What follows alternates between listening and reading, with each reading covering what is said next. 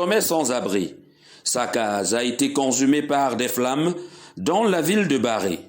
L'incendie déclenché à l'aurore ce vendredi 4 novembre a réduit en cendres près de 7 ménages. Aux environs de 12h25, quand j'ai regardé mon téléphone, il y a un feu qui a déclenché au niveau de...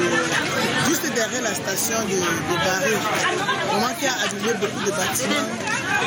Et comme les bâtiments étaient des bâtiments faits en matériaux provisoires et qu'il y a tout délabré, le feu faisait seulement comme c'était la coupe de panique qu'on est en train de brûler. Le feu ravageur est un malheur de trop pour ce ménage déjà éprouvé. Nous invitons tous les habitants de l'arrondissement de Barré-Bakem à revoir leur mode de construction parce que c'est les mêmes choses que nous vivons chaque jour. C'est aussi l'occasion pour moi de saluer la réaction prompte des sapeurs-pompiers qui sont arrivés à temps pour maîtriser ces flammes.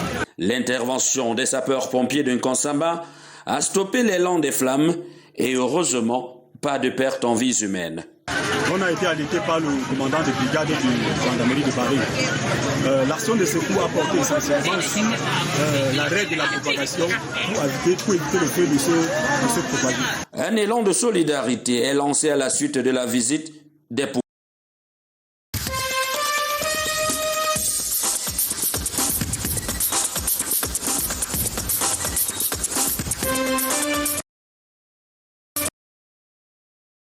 À des casses, voilà le spectacle auquel se livre la famille Mbiandou à Nkonsamba depuis un moment. La cause, ce bien immobilier.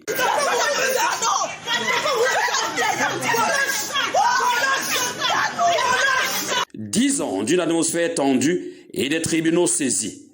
Les filles que voici disent réclamer le bien de leur défunt père, géré contre leur gré et en leur défaveur par leur oncle Nana. Sortez dans ces biens et allez regarder les biens de votre papa, aller au champ comme votre papa laissait les champs. Faux, rétorque la porte-parole de la famille. Il s'agit selon elle d'un bien familial qui ne saurait être la propriété privée d'une tierce personne. Il y a une semaine, la juge de première instance de Nkonsamba, elle envoie encore à notre frère une ordonnance qui nomme un deuxième séquestre tout en modifiant le rôle du premier séquestre qui avait été donné par la cour d'appel. Quand nous voyons ça c'est là que la famille met. On s'appelle partout, on dit non, il est temps maintenant, non, que nous asseyons, et disons à haute voix que nous sommes en train de subir une injustice. L'affaire est pendante.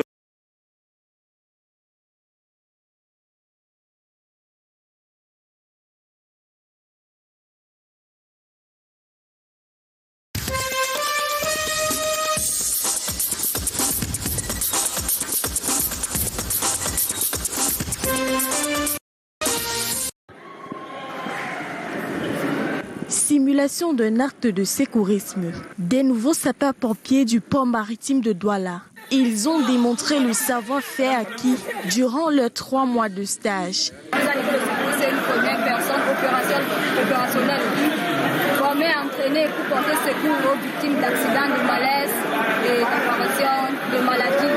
Nous avons également appris à atteindre l'incendie selon le principe de la manœuvre et de la marche générale de l'opération. Nous avons appris les méthodes qui nous permettent d'enrayer la propagation, d'abattre les flammes et à l'extinction. Des jeunes sapeurs-pompiers éduqués aux techniques de secourisme. Pendant 3 mois, le port autonome de Douala nous a mis à notre disposition pour les former au métier de sapeur-pompier. Arrivé au port autonome, nous devenons des marins-pompiers parce qu'ils sont habilités, n'est-ce pas, à travailler tant sur la défense en matière de sécurité incendie des installations portuaires. Organisée à Kribi, la cérémonie de fin de stage est marquée par la remise des laissez-passer et des attestations de stage.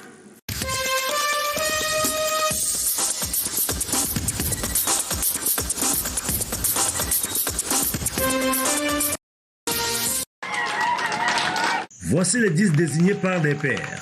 Ils conduiront désormais La coordination sud du groupement des commerçants et artisans de communes et villes du Cameroun. Je déclare donc installer le bureau régional du Moka-Kodika pour la région du Sud. La non-organisation était pour beaucoup dans le délabrement récent des relations de ces entrepreneurs avec certaines administrations locales. Le bureau nouvellement installé, n'est-ce pas, nous le sollicitons, nous le souhaitons, nous aidera à améliorer nos conditions de travail avec le commerce. Parce que parmi les agents du commerce, nous en rencontrons plein de mauvaise foi.